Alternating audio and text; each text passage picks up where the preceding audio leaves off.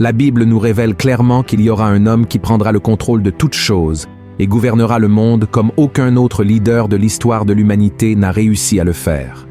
Cet homme sera charismatique et aura un discours qui conquérera tous.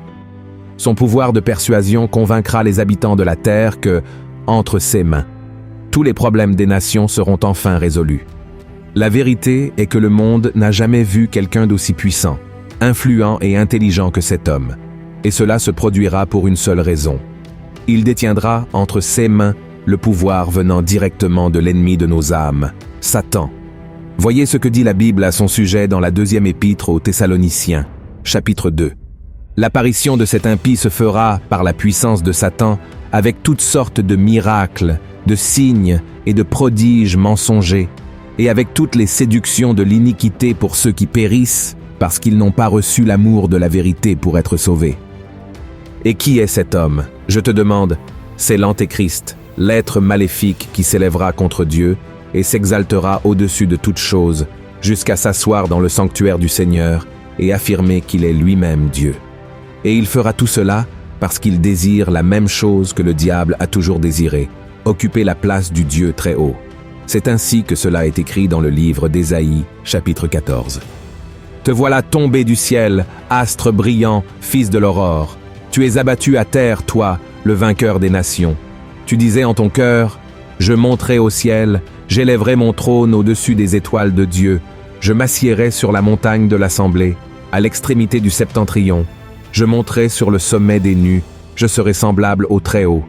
Et la question qui se pose est la suivante. Quand l'Antéchrist viendra-t-il sur terre? Est-ce qu'il est déjà né? Attend-il simplement que les prophéties bibliques se réalisent pour être annoncé comme celui qui sauvera le monde? C'est précisément sur cette question que nous allons traiter dans cette vidéo. Je vais te prouver que l'Antéchrist est déjà parmi nous, agissant sans que personne ne le remarque. D'accord. Mais avant de commencer, je tiens vraiment à ceux que tu t'abonnes à ma chaîne. Il te suffit de cliquer sur le bouton s'abonner qui se trouve ci-dessous la vidéo et à côté apparaîtra une cloche. Il est très important que tu actives la cloche pour recevoir toutes les notifications à chaque fois que je publierai une nouvelle vidéo. D'accord? Alors, allons-y.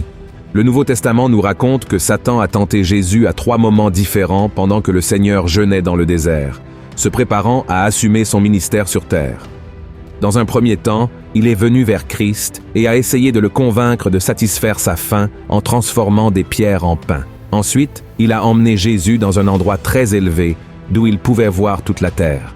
Alors, Satan lui a proposé de lui donner le pouvoir sur tout, si Jésus se prosternait devant lui.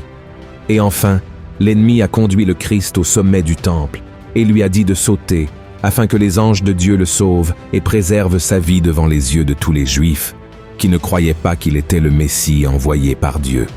Frères et sœurs, remarquez quelque chose dans ces 3 situations. Dans chacune d'elles, Satan a offert des choses bonnes à Jésus, mais en échange, il voulait adoration et désobéissance à la parole de Dieu. Et c'est exactement la même chose qu'il fait avec nous aujourd'hui. Le diable nous offre tout ce qui est bon et plaisant à nos yeux charnels, mais en échange, il veut que nous arrêtions de prier et de chercher Dieu. C'est précisément ce que l'Antéchrist voudra que le monde fasse après qu'il aura été annoncé à tous les habitants de la terre. Encore dans le livre de 2 Thessaloniciens, chapitre 2, nous voyons qu'à la fin des jours, il y aura une grande apostasie, c'est-à-dire l'abandon de la foi par beaucoup de ceux qui ont un jour consacré leur vie à Jésus. Ils serviront le diable même sans s'en rendre compte, donnant à l'Antéchrist tout le contrôle sur leur vie. Vois ce que dit la parole du Seigneur. Pour ce qui concerne l'avènement de notre Seigneur Jésus-Christ et notre réunion avec lui, nous vous prions, frères, de ne pas vous laisser facilement ébranler dans votre bon sens et de ne pas vous laisser troubler, soit par quelque inspiration, soit par quelques paroles ou par quelques lettres qu'on dirait venir de nous, comme si le jour du Seigneur était déjà là. Que personne ne vous séduise d'aucune manière, car il faut que l'apostasie soit arrivée auparavant, et qu'on ait vu paraître l'homme du péché, le fils de la perdition, l'adversaire qui s'élève au-dessus de tout ce qu'on appelle Dieu ou de ce qu'on adore, jusqu'à s'asseoir dans le temple de Dieu, se proclamant lui-même Dieu. Notez que ce passage mentionne que l'Antéchrist s'assiera dans le sanctuaire de Dieu et s'autoproclamera Dieu. En raison de cela, les érudits de la Bible principalement ceux qui se penchent sur la fin des temps, croient que cela fait référence au troisième temple qui sera construit à Jérusalem, exactement à l'endroit où le temple de Salomon a été érigé, et cette construction deviendra réalité.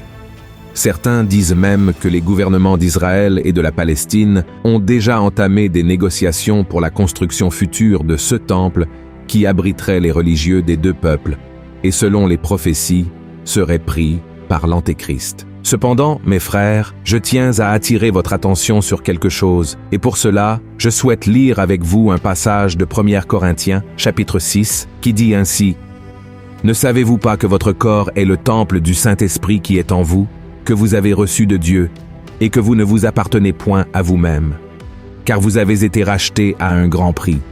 Glorifiez donc Dieu dans votre corps et dans votre esprit, qui appartiennent à Dieu. » Frères et sœurs, nous sommes le sanctuaire de Dieu ici sur terre. L'Antéchrist n'a pas encore été annoncé, mais il est déjà assis sur les cœurs des êtres humains, les contrôlant et s'auto-proclamant le Dieu de leur vie. Beaucoup voient encore l'avènement de l'Antéchrist comme quelque chose de futur, mais non, il est déjà parmi nous. Il suffit de regarder le monde autour de nous, les événements qui se produisent, pour réaliser qu'il domine déjà le cœur de l'être humain et installe secrètement son trône en lui. Et ce n'est pas moi qui affirme cela, mais la Bible elle-même. Faites attention à ce que l'apôtre Jean a écrit. Reconnaissez à ceci l'Esprit de Dieu. Tout esprit qui confesse Jésus-Christ venu en chair est de Dieu, et tout esprit qui ne confesse pas Jésus n'est pas de Dieu. C'est celui de l'Antéchrist, dont vous avez appris la venue, et qui maintenant est déjà dans le monde. Donc, le conseil que je te donne est le suivant. Ne reste pas en attente de la construction du troisième temple de Jérusalem, ni de l'annonce d'un accord de paix entre les principales nations et religions. Au lieu de cela, veille à ne pas laisser de place à l'ennemi dans ta vie. Ne permets pas que l'esprit de l'Antéchrist domine ton cœur et en fasse son temple. Au contraire, tu dois remettre ton cœur et ta vie à Jésus-Christ, car lui seul a le pouvoir de détruire l'ennemi. Amen. Laisse Christ gouverner ta vie, tes paroles, ta manière d'agir, et ne sois plus l'un de ceux qui se sont écartés de la foi et ont repris une vie de péché comme si Christ ne devait jamais revenir. La plupart des signes précédant le retour de Jésus se sont déjà accomplis. Pourtant, beaucoup doutent et disent que ces choses ont toujours existé et que les générations passées pensaient aussi que Jésus reviendrait de leur vivant. Mes frères, nous devons être très prudents, car maintenant les signes sont très clairs et nous ne pouvons pas être pris au dépourvu, vivant en désobéissance à la parole de Dieu. Alors, si tu n'as pas encore fait repentance de tes péchés et accepté Jésus comme ton Seigneur et Sauveur, sache qu'il t'aime beaucoup et attend ta décision. Voici cet avertissement du Seigneur pour chacun de nous.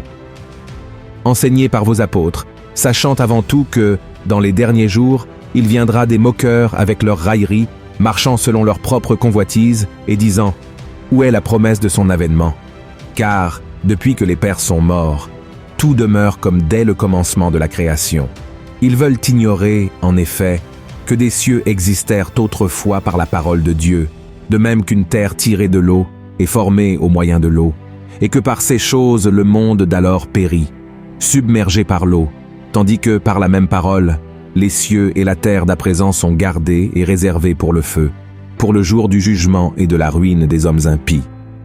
Mais il est une chose, bien-aimés, que vous ne devez pas ignorer, c'est que, devant le Seigneur, un jour est comme 1000 ans, et 1000 ans sont comme un jour.